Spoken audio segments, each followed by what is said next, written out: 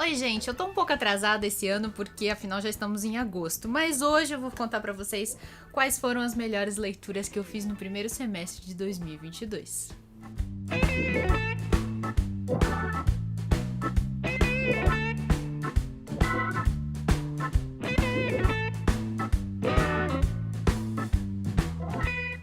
Então vamos lá, livro de retrospectiva. Vocês já estão acostumados como eu gosto de fazer. Eu não gosto de trazer um livro só, eu gosto de fazer meio que um balanço de todas as leituras que eu fiz no ano, que estão aqui elencadas na minha listinha. Eu sou muito analógica, coloco aqui numa listinha, colo na parede. Olhando aqui as leituras que eu fiz, eu sou obrigada a deixar de lado algumas coisas que já pertencem ao segundo semestre, então não vou citar no vídeo de hoje a leitura que a gente acabou de terminar, que foi Os Miseráveis, do Victor Hugo.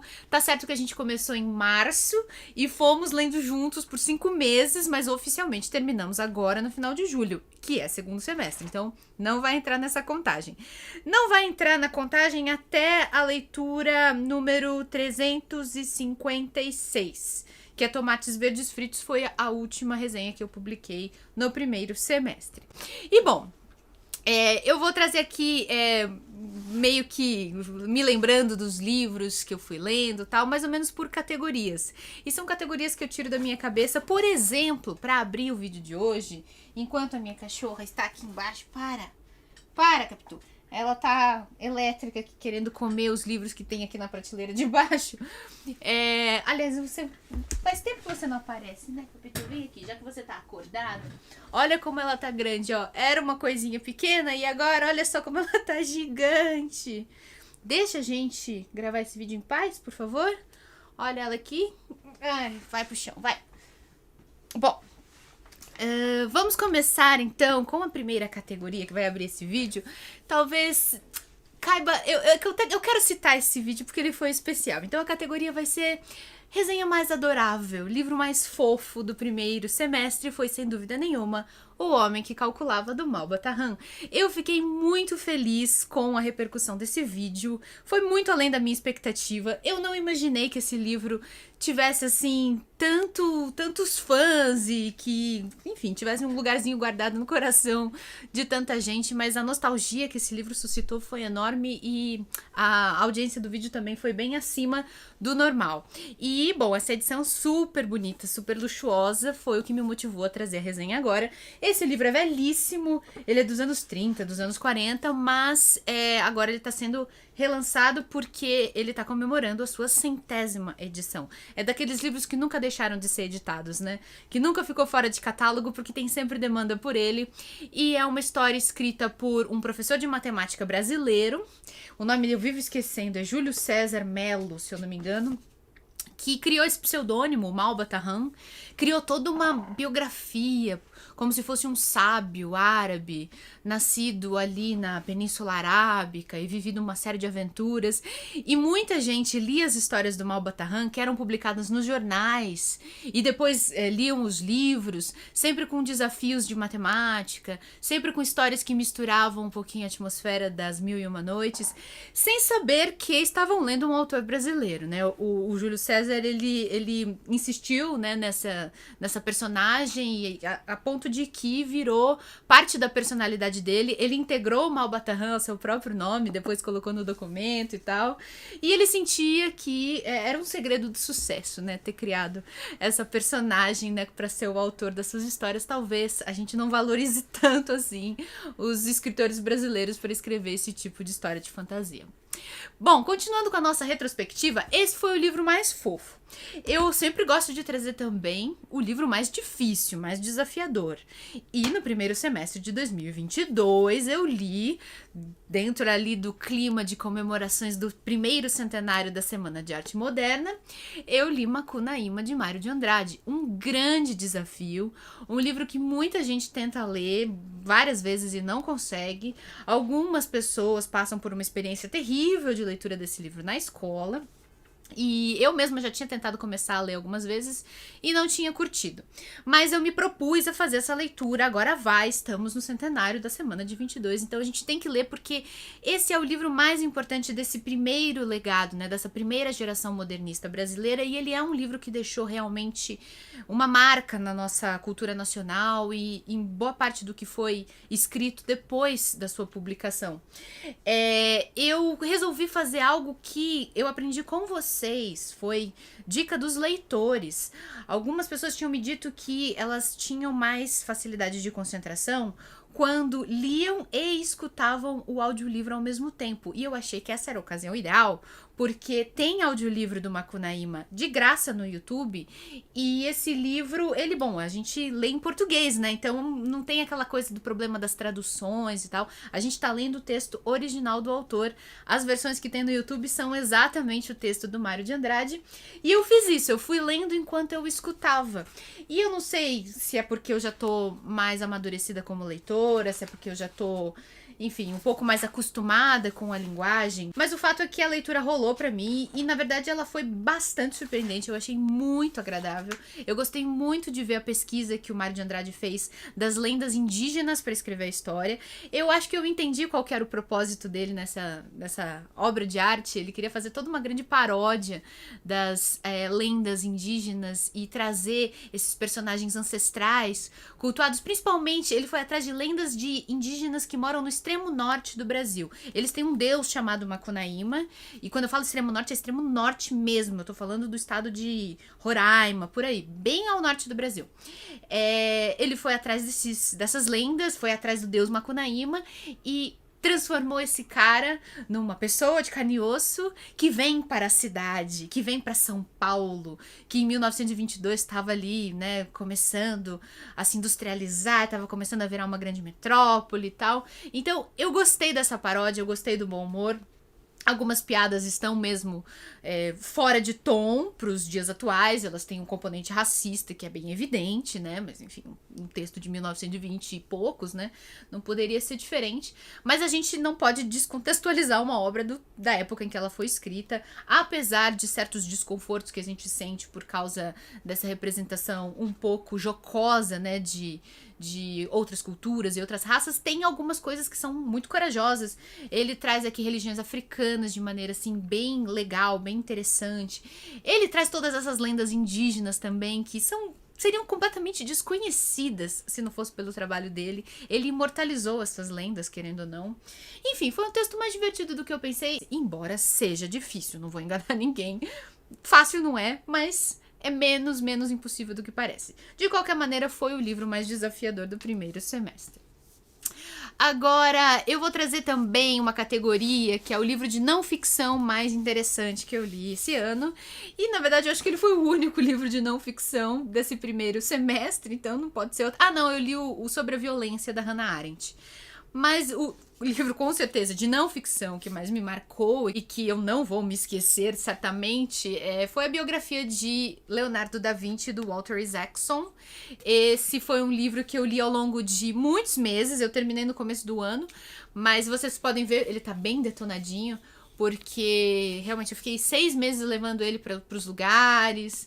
Às vezes eu ia viajar, né? Na virada do ano eu viajei, levei ele pra praia, por isso que ele tá detonadinho desse jeito. Só que ao contrário da maioria das pessoas, eu não me importo em detonar meus livros. Pelo contrário, quando ele fica assim desgastado, em geral é sinal de que eu gostei muito do livro, que eu li até o fim, que eu não me desinteressei por ele, que eu fui curtindo, eu fui levando ele comigo em todos os lugares que eu ia. Quando eu precisava ficar na fila do correio, eu levava meu livro. Enfim, é por isso que ele tá detonadinho assim. E pra mim essas são marcas de batalha que mostram que um livro foi bem aproveitado. Eu tenho uma certa dificuldade com biografias. Aliás, a leitura desse livro foi um pouco marcante, porque foi a primeira vez que eu consegui ler uma biografia realmente tão comprida assim. Eu até tinha dito pra vocês que eu tinha essa dificuldade. e tinha feito uma enquete com várias opções de biografias e pedido ajuda pra vocês. Qual vocês acham que eu devo ler? E vocês votaram na biografia do Leonardo da Vinci, acabou sendo uma boa escolha, porque de fato eu li essa biografia com muito gosto. As biografias, elas não têm aquele ritmo narrativo, né? Elas não criam aqueles ganchos, aqueles momentos de suspense e curiosidade. Talvez seja por causa disso que eu não consiga seguir adiante com muita velocidade. Mas essa biografia específica do Leonardo da Vinci é tão maravilhosa, ela é tão recheada de reproduções, dos seus principais trabalhos, né? Tá aqui a Santa Ceia, e das histórias de como cada um deles foi pintado e tal, que eu, que gosto muito de história da arte, acabei achando, assim, uma leitura fascinante. Eu não sei se eu teria o mesmo interesse por outras biografias de outras personalidades. Eu não sei se eu leria a biografia do Einstein, por exemplo, com o mesmo interesse, porque eu não sei nada de física, né? Então, talvez eu fosse, né? Não, eu não digo que não seja legal, mas eu tô dizendo que eu acho que eu não ia ficar ali empenhada no tempo necessário para que, né, a gente termine uma biografia. Enfim, eu acho. Mas agora que eu consegui a minha primeira grande biografia, eu quero partir para as próximas. Então, este foi o melhor livro de não ficção que eu li no primeiro semestre. E eu vou trazer também outra categoria que diz respeito à beleza da edição. Eu gosto de valorizar esse tipo de coisa, afinal de contas somos seres visuais, né? A gente admira, né, quando um trabalho é bem feito. E eu vou trazer o livro do Cortiço, da edição da Antofágica, como o livro mais bonito que eu recebi no primeiro semestre. Eu acho que é a versão com a capa mais original, mais diferente. Eu chamei atenção para vocês pro fato de que quase todas as edições do Cortiço que trazem uma ilustração na capa, algumas não trazem, são mais neutras, mais sóbrias, mas as que trazem algum personagem normalmente escolhem Rita Baiana por sua sensualidade, pela sua fogosidade. Quase sempre é uma representação dela. E dela com Jerônimo, né? Que é o cara que vai se envolver com Rita Baiana. Nunca tinha visto o Firmo aqui na capa. Firmo é namorado de Rita Baiana. Ele é uma espécie de malandro carioca, né? Só que ele tá aqui não como aquela figura do malandro que vive tranquilamente, mas ele tá aqui com um semblante melancólico, pensativo. Eu achei tão delicado isso, me trouxe assim uma comoção. Veja só o brilho, né, no olhar desse rapaz, né? Já traz uma humanidade que é o que a Luísa Azevedo pretendia, né, ao retratar essas pessoas totalmente marginalizadas na sociedade carioca de 1890, consideradas cidadãos de segunda ou até terceira classe. E eu achei essa edição muito bela, de fato, assim. Não foi nessa edição que eu li o Cortiço. Eu já li o Cortiço há muitos anos, eu já fiz releituras, inclusive, mas eu fiquei muito feliz de receber essa nova edição. Há outros retratos aqui que eu quero destacar, feitos por esta ilustradora, a Kika Carvalho. Tá aqui, ó, o nome dela, Kika Carvalho. Ela fez todas as ilustrações desse livro, e eu acho que todas têm uma sensibilidade, apesar das linhas grossas, né? Apesar do traço aparentemente despretensioso, ela conseguiu dar uma emoção tão grande para esses personagens. Veja só, eu vou destacar aqui, olha só, poucas linhas e já é uma emoção assim indizível, né? Em cada uma das ilustrações da Kika. Então eu vou elogiar sim, porque realmente, olha, me tocaram como vocês não podem nem imaginar, né? Eu tenho vontade de reler o Cortiço, fazendo a interação do texto com estas figuras. Deve ser uma experiência bem especial.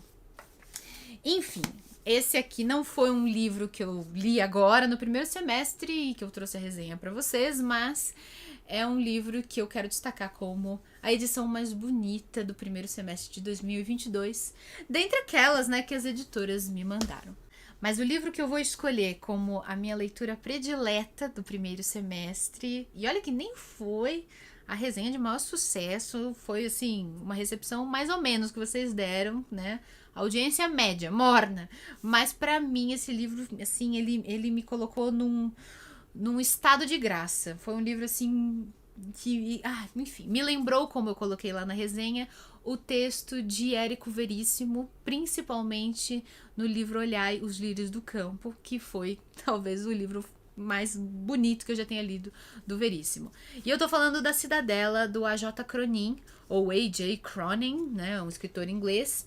Esse livro foi relançado pela José Olímpio, por isso que eu trouxe a resenha agora no primeiro semestre. Essa edição é nova, só que o livro é um clássico da literatura britânica. Ele foi publicado em 1937 e ele traz como protagonista um médico, o Dr. Manson, e, enfim, conta a história de vida deste médico. Mas é um médico que vivia na Inglaterra no começo do século XX e que atravessou várias fases da profissão.